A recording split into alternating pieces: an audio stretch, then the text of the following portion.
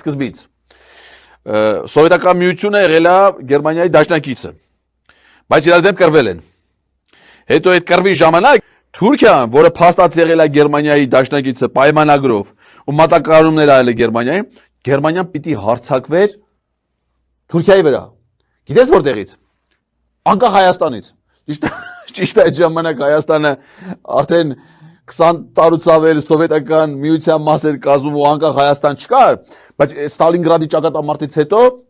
ասենք հեշտ ճակատամարտը վերջանար, մի քիչ ժամ հետո Հայաստան դարձել անկախ պետություն։ Պարքվե բան անկախության հռչակագրել էր, պատրաստ էր դրանք։ Հետո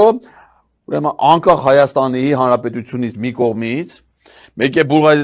Գերմանիան հարձակվում է իր դաշնակից Թուրքիայի վրա, որպեսզի ստեղծվի միացյալ Հայաստան։ Իսկ այդ սրիկա հայերը, սովետական Հայաստանի քաղաքացիները, մեր պապերը ջախջախել են գերմանացիներին